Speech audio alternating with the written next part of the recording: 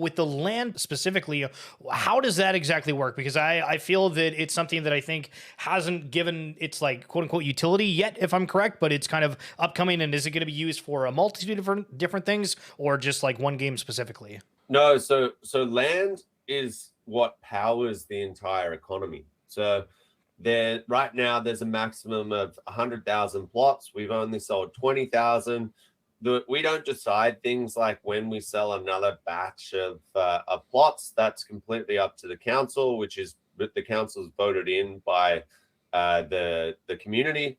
So it's a community decision there. But those 20,000 plots right now are the ones that if there's no other sale, and I highly doubt there's going to be a sale prior to launch, those 20,000 plot owners are going to be the ones that are powering every single game that we have in the Illuvium universe. So things like, firstly, extracting your fuel, you're doing that so any of the interactions in the overworld, when you want to travel to a region, that costs you a little bit of fuel. When you want to cure a shard, which is similar to acquire a Pokeball, you need to pay a little bit of fuel. When you want to do things like, if you say you collect 3 of the same alluvial, you need to fuse them together. That will cost you a little bit of fuel. Creating weapons, all of these things are a sink for this fuel. Now, the way that you acquire the fuel is the landholders, they will take that fuel, and once they've accumulated enough, or if they see the price of fuel is at a premium, they will sell their fuel into the pool. And then you on the other side, as the user, as the person who wants to go into the overworld, you will buy that fuel and you use ETH to buy that fuel. And that's what that ETH is what they're getting on the other side for their portion of that transaction is what they're earning for selling that fuel in. So every single interaction in that overworld requires fuel. So that's one thing, right? Which obviously, as you can imagine, is super important as a landowner. But then the second thing is blueprints. So the only way that you can create skins inside the game, which obviously can be used across the auto battler and used to flex on people to say, look at my crazy looking alluvials, that can only be created again with the use of a blueprint. So you create these blueprints in Illuvium 0, and then you've got to combine it with some other stuff. You can either like sacrifice an alluvial if you want to create an alluvial specific skin, but you fuse them together, and then all of a sudden you've got this skin, which is also an NFT, which you can either use to flex on people, or you can sell it on the marketplace, and someone else who doesn't want to go through that whole process, they can actually acquire that through the Illuvidex, which is our decentralized exchange. So in short, Illuvium 0, it's like the starting point of everything inside the economy, and it's super important. Jump on with them, but this is a tweet that he made back on October 1st of last year. Illuvium Vision thread, the next 20 years. The founders are locked in for the long term. We can build the next frontier of gaming and generate mainstream crypto adoption, something we are passionate about. To do that, we must show the world that Illuvium isn't just a game. It is a collection of cohesive games that form a single coherent universe with something for every gamer. Illuvium will become the first AAA IBG interoperable blockchain game utilizing decentralized governance and verifiable ownership to empower players. Each game will expand over time, pushing the boundaries of its genre while seamlessly connecting with other titles. Our first 3 titles are just the beginning. Illuvium 0 will continue to grow, becoming more than an idle clicker. The land will become a vital finite resource relevant to gameplay and the story, while still acting as the financial hub for all games. Illuvium Overworld is a breathtaking open world we have worked tirelessly to deliver a world players desire to live in. So that's what they will do. It will become the social platform for the Illuvium universe. Now that people have seen Illuvium Arena, they see the big picture. It is our first of many titles that will define genres. Each title builds on the lore of the existing universe, giving players new and exciting ways to experience in a familiar setting. Non-gaming endeavors such as movies, TV shows, and merchandise will help delve the IP into a juggernaut that reaches all types of consumers, each with the same quality you have seen in everything we do. Key founders will lock up further on hitting key parameters because we believe in the project and want to show that commitment. An IVG is a combination of genres to create a single cohesive universe. Racing, FPS, MMO, MOBA, real-time strategy, maybe even a dating sim. All utilizing core assets that are compatible everywhere. Additional games are at various design stages, which is necessary to integrate them seamlessly with the existing titles. Illuvium Festival's hosting multiple tournaments featuring the biggest artists in the world, with the largest prize pool and the biggest minds in DeFi and GameFi. It'll become a destination for pros and fans alike. Brand partnerships with some of the world's largest and most well-known companies. Think Illuvitar collections, merchandise, events, and in-game cosmetics. An economy where every dollar from game revenue, events, merchandise, sponsorships, esports, tournaments, movies, TV shows, and more gets distributed to Illuvium holders. When the market recovers, we will perform a mega raise, likely one of the largest in history, to ensure we have the runway to build out our 20-year vision. The team will grow, but we will keep the model of only hiring experts in their field. Our team houses some of the most talented and competitive people in the world, and we're doing what we love, creating fun, immersive, addictive games. There is nothing else we would rather be doing. Our vision is clear, and we can't wait for you to experience. So we were going over one of your tweets last year over the big Illuvium Vision thread. It was in October of 2022 last year, and you talked about how you guys are wanting to do pretty much everything under the sun, right? Create games, have these esport events, wanting to do really it all, and I think that that's really, really cool. And I want to get kind of into a little bit of everything here, but for a basic kind of understanding for anyone that might be tuned in right now that doesn't know what Illuvium is, what's kind of the short form description you give of what Illuvium is? Yeah, so it's essentially it's an interoperable blockchain universe of games, right? So it's a fancy name for basically saying it's a gaming universe where you can take assets, one of our genres into another, into another, into another, and so forth as we build out the universe. Our first 4 games that we have are 3 of them are in either alpha or beta. First one is Illuvium 0. That's more like your SimCity, city builder type, industrial resources. You're trying to optimize your city to gather as many resources, things like blueprints, fuel, your Pokemon creature capture, got like 185. You can also harvest things like plants and create armor and weapons and stuff like that. But all of that requires fuel. If you're League of Legends Teamfight Tactics, but you build up a team where you can go into an auto battler, which is our 3rd game, Illuvium Arena, and that's when you start battling it out against other players in PvP. And depending on what you've collected in the overworld will depend on how strong you are in those battles. And or you can bypass the overworld if you just think, you know what, I don't want to do the city building sort of idle clicker mobile gaming genre. I don't really want to do the creature capture overworld stuff. I just want to jump straight into PvP battling. That's where it's super competitive.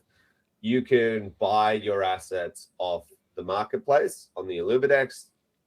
And our 4th game sits outside of the universe's core IP. It still utilizes the same alluvials, but we make it a little bit more funny and cool with adding in things like they're essentially your avatar for your alluvials, and they'll be used a little bit later in another game that eventually comes out if it gets approved by the council. But in that game, you're basically creating these PFPs. There's a whole bunch of collections inside albums. So think of it like card collecting, but digital. right? And there's cool mechanics with that where you can fuse things to it, like different items and like facial stuff, like tattoos and stuff like that, to really make your alluvial, your character, come to life and make it individual to you yourself. I think one of the coolest things about you guys is that you're kind of transparent with the way that you're building. And I think that's one of the problems with a lot of collectors out there who's looked at a lot of these games and say, hey, I'm really, really excited for blockchain gaming overall. But, you know, for an example, you have like Axie Infinity and then Gods Unchained as some of the other games that have been kind of more recognized out there. But you guys have had these different demos and people have been able to see that. So how's it been behind the scenes, and how do you kind of continue to give faith back to the people that have, you know, bought into these collections ahead of time, being like, hey, we are working as fast as humanly possible? Because I feel that you guys are one of the collections that have really proven that. Yeah, I mean, look, it's so early days inside Web3 gaming that we feel like you have to be transparent. There just really isn't another way to do it, and it sort of speaks to the ethos of the community first building anyway. If we maybe perhaps in the future there's some and I don't think this is right, but maybe it gets to a point where people trust us enough that when we say, hey, we're building out an MMO, we can't leak XYZ because, you know, then potentially competitors can come along and take that, or whatever it might be. Maybe that is something that is like a 5-10 years down the road sort of thing. But right now, when you've got an abundance of scams that are in this space and over promises and under, we've got 300-400 people in our team, and then you look at their, you know, their website, and they showcase 4 or 5 of these people out of the 400 that they have. There's just so much bullshit in this space that we decided to go, you know what, we're proud of what we built. We know that we're not saying that we're at the level of Blizzard or whatever. You know, we're trying to get there, and we will try and compete with the likes of Riot and whatever in mainstream. But we're just being transparent with who we are today as a collective DAO.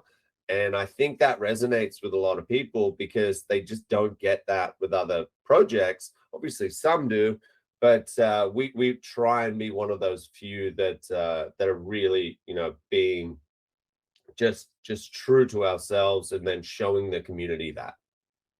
So, in terms of marketplaces recently, obviously Blur and the OpenSea war has gotten really, really big. But I think one of the cool things with you guys is that you're on Immutable X, and I've always thought, hey, you know, the route that Immutable X has taken is outstanding. I think they're extremely well funded, and anybody associated with them, I really kind of put in an upper echelon category. But at the same time, you kind of look at OpenSea and Blur, and you see all these other collections that seem to be getting the volume. Does it really transfer over to Immutable X yet, or do you think this is kind of like the growing pains of, hey, games are kind of coming through and people are going to start taking more notice of IMX as things go on? Yeah, look, I think that definitely people are sleeping on IMX, but when you're talking about the NFT wars, or at least NFT platform wars, if you will, Blur has come along. But if you remember, whatever it was, 12 months ago, Looks Rare came out, and they started doing a whole bunch of incentives and whatever, and they started taking temporary market share off OpenSea and whatever. And I think there's going to be many other competitors that start trying to do this, which is what Web3 is about, right? Like, it's about open source. It's about you know, being able to allow your competitors to see what you're building, and therefore they go, okay, well, they're building that. Let's build a step 3, step 4 of that. That's why you see so many protocols say V2 and V3 and V4, whereas in Web 2, it's all very closed gardens. They have these huge walls, and so the technology that you see that they're building doesn't actually come out until 5 years later, and it creates it stagnates the ability for technology to really sprout, you know, and become bigger and bigger and bigger like a snowball. Now, what Immutable X is doing is they're building a very, very large network of games that some are going to have no volume, 100%, right? Casting a very wide net.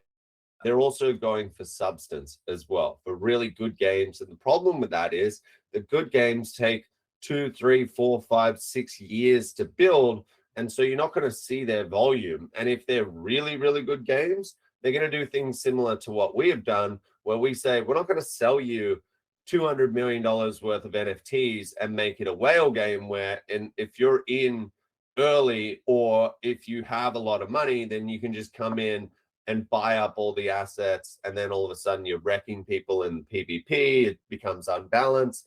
We're not going to do that, and I think they've signed a bunch of games that have a similar ethos to that.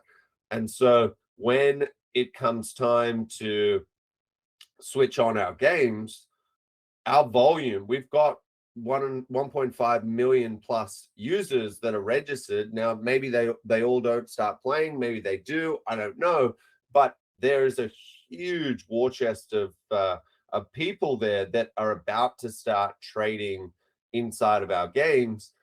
That's why I put out a tweet the other day. I said, these platforms are going to have to start talking to games that are building. Monkey collection and a penguin collection is all well and good, but they're really, and obviously BASE is starting to give utility, and that's why you're starting to see huge volume on these collections. But a game like ours, there is a requirement to trade almost constantly, right? And so when multiple of these games come out, and if you think about us, right, we've got 4 games, multiple universes of games launch on top of Immutable, it's going to dwarf a 5,000, 10,000 collection that is sitting there in this gated garden that is, like, hey, trade us and you get this cool PFP. There's just so much more utility with what games bring that people will start. It won't matter what OpenSea is doing unless they integrate with the likes of Immutable and some of the other, like even Ronin, what they're doing with Axie. People are sleeping on that, right? Like they're going out there signing a whole bunch of games and they haven't released yet, but they're going to create a ton of volume just purely from people going, well, I'm on this network and I'm over playing Axie, so now I'm going to switch to this game and this game and this game. So if OpenSea don't create that bridge, or if Blur or Luxra or all these platforms don't create these bridges, these games, it's going to look pretty silly. And yeah, I just think that's abundantly clear. But they're fixated on this PFP war right now. Well, it sounds like you obviously have kind of a little bit of a better understanding of things behind the scenes with the Ronin example, et cetera, et cetera. So in 2022, it felt like a lot of people, myself included, I was totally wrong. It was like, oh, this is the year of blockchain gaming. And now we're in 2023. Do you believe that this year is going to be the year of blockchain gaming, or do you think that it's going to be 2024?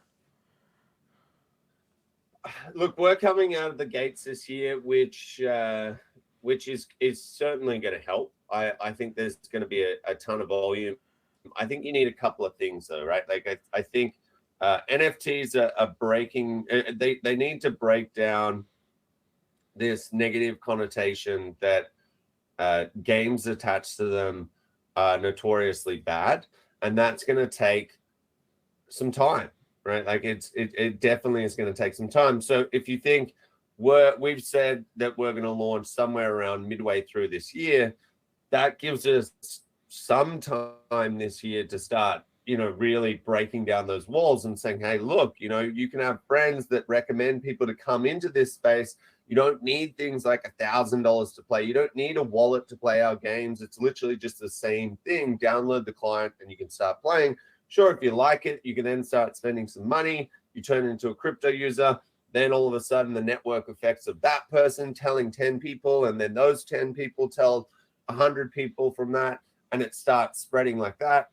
I think that's going to happen. But honestly, if my idea of like mainstream adoption, I've always said that it's going to take multiple genres of gaming. I think you need an FPS, you need a really good sports game, something like a FIFA needs to come in, or an NBA needs to come in, something like that, plus a whole bunch of games like we're building. And then eventually you need an MMO, right? And once you get that, that's when mainstream will start listening, and they'll realize, okay, well, these games are just as good, except we have ownership and we can sell them on marketplaces. It creates such a better experience in game that I think people will start listening at that stage. So it might even be 2025. I agree with everything you said on there, and I think that it's fascinating to hear what you believe in. And obviously, you believed in this vision way before a lot of other people, because I remember when Illuvium came out, I think I was one of the first people to join the Discord, being like, "Oh, this is." I think it was almost around the same time as like Top Shot when I like first got into the NFT space, and was like, "This kind of looks cool." So, how did the idea kind of come about, and how did you go through that kind of initial grass movement of, "Hey, I want to create something," and then to the stage is where it is now? Well, I wanted to, Kane, our brother, is uh, he created Synthetics, which is a DeFi protocol, which is in V3 now. I think they're just about to release it. I don't really follow DeFi as much anymore, but he brought me back into the space. I used to trade in the space back in 2016, like real low cap stuff. And I had a pretty bad experience. I got wrecked. And so I vowed to never come back into the space, but he finally convinced me to come back. And I can't just sit here trading, right? Like, I made a lot of money, and that was cool and that was fun. I had an alt account that had, like a bunch of traction and engagement on Twitter and whatever, but it just wasn't enough. And so I started looking at what protocols I could build myself.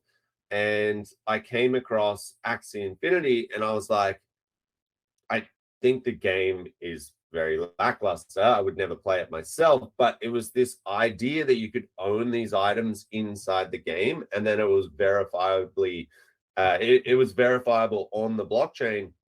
Made me think, okay, there's something here.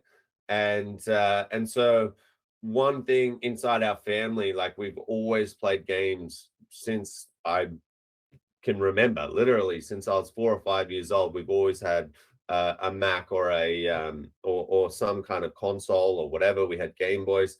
And so Grant, my one of my older brothers, he's gone into the CGI industry. So he wasn't in gaming, but he's one of the best in the world at CGI. And so I spoke to him and I said, dude, you got to check this out. And he was like, dude, I'm not touching anything in crypto. It's all a scam, blah, blah, blah. So it took me 2 weeks to finally convince him. Then our other brother had done a bunch of game design, and it's just a freak at that. And he was wanting to launch a game in just a Web 2 game. And I said, man, you got to look at this technology. We can add DeFi to it. It'll be really cool. Create this thing called GameFi, where there's like decentralized communities that actually control the game. You can design it. Grant can do the graphics for it. And Illuvium was just born out of that. That's wild. And how many people do you have now? Because I remember one interview that you said you had like 60 plus or something. I'd imagine it's probably more now. So we had, at our peak, we had about 210. Sheesh. Which is, yeah, which is probably, I mean, you say sheesh, but the reality is, like, it's nothing compared to some of these large scale studios that we want to become. And if we're successful, that's the difference between sort of us and most other projects out there. Like, some projects got upwards of 250 million in funding. We've been sitting on, we've had a total of 60 million in funding, a little bit of revenues from the land sale and stuff like that. But you give us 300 million in funding, and I promise you we'll scale up to somewhere around that 1,000 mark, which is where I think we need to be in order to create something like MO in the future.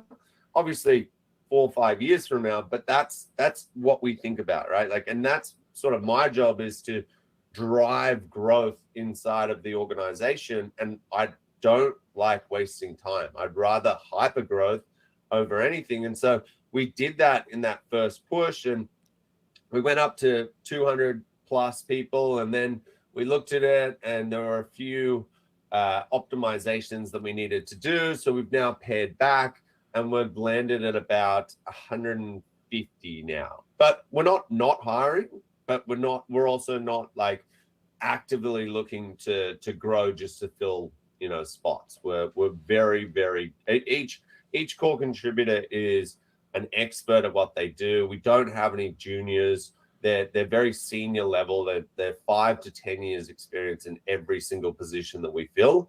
And when it's easy to continue that once you've already got that base, because someone's joining and they're like, well, fuck, that guy has worked at some crazy studios for the last 10 years. Who am I to say I'm better than this team? It's like, yeah, I will join that team. Whereas a whole bunch of other projects have the issue of like, join our team, you'll be the first, like, amazingly, your resume is exemplary, come join us and then we'll help build more people. And it's kind of like, well, I don't really trust that. Plus crypto is a little shady anyway, so they have, you know, issues with recruiting. Yeah, I mean, I think the sentiment right now is also really interesting because you have people that you're saying are extremely senior and have worked with all these game developers, and they're coming to work within the Web3 spaces. You're seeing a lot of people out there that are kind of, you know, strictly shitting on the space, being like, oh, this is dumb. Why is everybody spending so much money, et cetera, et cetera. And so it's kind of funny how the people that are in the job with those careers are seeing the future with this, and then people that are just, you know, quote unquote retail are like, this is dumb. So it's really fascinating. But for you, obviously, you know, I want to go back to that thread for a second. You have some grand visions, and I think that's cool that you're like, yo, if you gave me a whole bunch of money, we could scale super quick. But what do you kind of see as a path forward here? Is it, you know, launching the several different games you have and then immediately going into the esports route? Is it immediately going into IRL events of some sort? What's kind of the, once all this stuff is launched, the steps to follow? So we've got, so first things first, we need to focus on our launch. There's a lot that there's a lot of reliance on that to be successful, right? We've gone out with 3 plus another game in Illuvium Beyond. Got a lot of eggs in this one basket for launch, because you can't just launch one when you're building an interoperable universe, right? They all are seamlessly connected, and you need to be able to move assets in between them. So we can't just launch the auto battle and then test that, because then you don't have characters from the overworld, and vice versa. So there's a lot that's riding on that launch, and we're full steam ahead. Obviously, getting a lot of feedback now on the alphas and the betas, and we'll continue to do that as we move towards launch. But that's our main focus. Now, the other cool thing is that we've built up a bunch of different skill sets across the entire DAO, right? Like there's people that aren't necessarily seen. They're not devs, right? They've just, that we have really good operations people. We have really good finance people. We have producers that are really, really good. And so it allows us to broaden our horizons and say, okay, if we were to go and run an event, how do we do it? And in Illuvium, we don't do anything half-assed, right? Everything has to be done at a level where it's looked at as, you know, best in breed, right, of the space, right? We want to try and be best practice all the time. And obviously we can't be every single time, but that's what we're aiming for. So things like events can be run in parallel to us developing the game, right? Because they're different sets of people and they don't necessarily cross over too much. So things like events, merchandise, all the external things to creating the actual games are slowly ticking along as we develop the main titles, but we need to first focus on that launch. If that's a success, then as I said, it's not going to take us long to spin up a whole bunch of other stuff that we've that I put in that thread that is the grand vision. and yeah, we'll just start working towards it as fast as possible. I think people realize by now we're a little bit crazy in terms of how how much we work and how quickly we deliver things. So yeah, I just think I'm super excited for the whole thing. You know, there's things like movies in there, TV shows in there. It's it's all possible. We just need to make sure that the IP is successful. Yeah, I love it. And I know I only got you for a few more minutes here, so I kind of want to talk about the NFTs because obviously, you know, big NFT buyers over here. So with the land specifically, how does that exactly work? Because I feel that it's something that I think hasn't given its like quote unquote utility yet, if I'm correct, but it's kind of upcoming. And is it going to be used for a multitude of different things or just like one game specifically? No, so land is what powers the entire economy. So there right now there's a maximum of 100,000 plots. We've only sold 20,000. We don't decide things like when we sell another batch of plots. That's completely up to the council, which is the council is voted in by the community. So it's a community decision there. But those 20,000 plots right now are the ones that if there's no other sale, and I highly doubt there's going to be a sale prior to launch, those 20,000 plot owners are going to be the ones that are powering every single game that we have in the Illuvium universe. So things like, firstly, extracting your fuel, you're doing that so any of the interactions in the overworld, when you want to travel to a region, that costs you a little bit of fuel. When you want to cure a shard, which is similar to acquire a Pokeball, you need to pay a little bit of fuel. When you want to do things like, if you say you collect 3 of the same alluvial, you need to fuse them together. That will cost you a little bit of fuel. Creating weapons, all of these things are a sink for this fuel. Now, the way that you acquire the fuel is the landholders, they will take that fuel, and once they've accumulated enough, or if they see the price of fuel is at a premium, they will sell their fuel into the pool. And then you on the other side, as the user, as the person who wants to go into the overworld, you will buy that fuel and you use ETH to buy that fuel. And that's what that ETH is what they're getting on the other side for their portion of that transaction is what they're earning for selling that fuel in. So every single interaction in that overworld requires fuel. So that's one thing, right? Which obviously, as you can imagine, is super important as a landowner. But then the second thing is blueprints. So the only way that you can create skins inside the game, which obviously, you know, can be used across the auto battler and used to flex on people to say, look at my crazy looking alluvials, that can only be created again with the use of a blueprint. So you create these blueprints in Illuvium 0, and then you've got to combine it with some other stuff. You can either like sacrifice an alluvial if you want to create an alluvial specific skin, but you fuse them together, and then all of a sudden you've got this skin, which is also an NFT, which you can either use to flex on people, or you can sell it on the marketplace, and someone else who doesn't want to go through that whole process, they can actually acquire that through the Illuvidex, which is our decentralized exchange. So in short, Illuvium 0, it's like the starting point of everything inside the economy, and it's super, super important. Yo, I've been watching this stuff, but that feels like a whole lot of alpha right there for that, because it's cool that you guys have that council. And I never, because that was one of the biggest questions I had, was how are the rest of the lands going to be distributed, because everybody's doing these different land drops and there's, you know, mass amounts of quantity, and almost every single land drop that's out there has said, hey, more supply is coming, but we don't know how. So that's really, really neat on the council part. Now, I don't want to take up any more of your time right now, Kieran, but kind of final things, anything upcoming for Illuvium that people should be on the lookout for? So Illuvitas, it's our first time that we're stepping into this realm. of NFT / PFP land. And the reason why I wanted to create Illuvitas in the first place, and it's morphed into this now 4th game, but it originally was just meant to be this PFP project that we were doing. And the reason was I realized that there's NFT collectors and then there's Web3 gamers, right? And they're very different, and there isn't much crossover right now.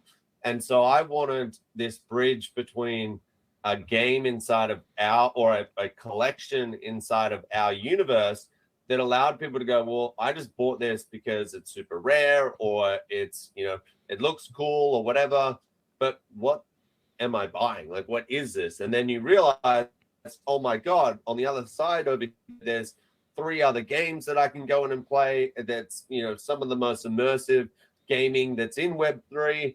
I'm now an Illuvium player. So that is literally launching on the 7th of March. It's super close now, obviously.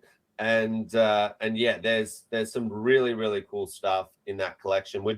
You'll see in typical Illuvium form, I think it's going to be one of the most exciting drops of all time. There's just so much. We've got a launch party which has collective goals as people purchase these things and they accumulate more. There's individual goals which unlock stuff. There's group goals which unlock stuff. So we're going to have people in the community being like, hey, Mr. Wow, buy more. We need to hit this next goal. It's super interactive. And I mean, just the UI and UX alone of like fusing different items onto your alluvial, onto your Illuvitar, it's going to be wild. Is there a min price? Is it Illuvium? Is there any kind of benefits for owning land? No benefits for owning land, unfortunately, but there is a mint price. Give me one sec. I'll quickly double check what that is. Give me one sec. I've just had. No, you're good. No worries. No worries. Should know this. I just had 3 days off from my engagement party. So. Oh, nice. Congrats. How was it? And we also, this is the craziest thing about our community. We just, we had a price and then we went in and we changed that price. So, and not by us, it was, give me one sec. It was by the council. So I know I'm going to have so many people right now in our community being like, dude, it's this price. So I don't want to get it wrong. And then, and have you changed many different things because of the council? As in, well, I mean, I guess there's only like X amount of decisions that theoretically could have been changed up until this point. I think we've had like 25 different, proposals across the board, which have changed things. Some have been major, some have been less major, but it's been pretty crazy. Like, to be honest, like, it was a bit daunting thinking about, oh my God, you know, how are we going to build this thing? What if people are just like wanting crazy stuff across the board? But it's been not too bad, to be honest. It's been, I would say there's been a lot of changes, but always for the good. Like, when you have a collective community of people that are all coming together that have vested interest in something being good, it works out that, you know, people make the right decisions, I would say. So mint prices. So we're going to start off with an alpha sale, which means that they're limited. So there's only 100,000 of the standard discs, and they start at 0.025 ETH. So very accessible. Then the mega discs, they start off at 0.125 ETH, and they're limited to 20,000. That means that you get a guaranteed rare Illuvitar in the mega disc versus the standard disc. Then once those have run out, then you've got our standard disc, which is 0.005 ETH, which for a mint is pretty low, right? Mega discs then for the non-alphas are 0.025. So I think it's something like $8, maybe a little bit more, like $10 for the entry price into these things, which is pretty wild. That's insane. I think that's cool too, and I'm excited to see everybody on Twitter rocking the Illuvatars. I think I think that'll be one of the coolest things for that. But Kieran, I want to thank you for your time. I know we went a little bit over here, but it's been an absolute pleasure talking with you, and hopefully we can do it again sometime once all the games are launched here. 100%. Thanks for having me, dude. Yeah, of course. Enjoy the rest of your day. Here's a talk soon. Bye. Yeah, decent. Okay, listen, I'm not gonna lie. I feel like stupid bullish on the land all of a sudden. Like, think about it, okay? How many of these different metaverse lands have like a ton of the supply out there, right? Like Sandbox, Decentraland, other deeds. They're all like 100K plus, every single one of them. And so he's like, yo, the 20,000 that are out right now, you can snag. And if the council doesn't say, hey, we got a sale, that's nuts. Okay, so let's go and take a little bit of a quick little peek here. So the cheapest ones right now are at 0.39, which is $667. If we go to the different tiers here, we can go on tier 2. So tier 2 is at 1 ETH, which jumps up to about 2,000. Man, ETH is slowly just going up, and up. It's crazy. Yo, Carpig, how the hell are you? Yo, the Senators lost today, but they absolutely ransacked yesterday in like a good way. Score was like 7-2 or something. It was crazy. All right, tier 3, we're looking at 3.17, which is 5K. Tier 4, we're upwards of 11 ETH. Holy guacamole. And I don't know if the 5s have been out yet. I don't think they have been.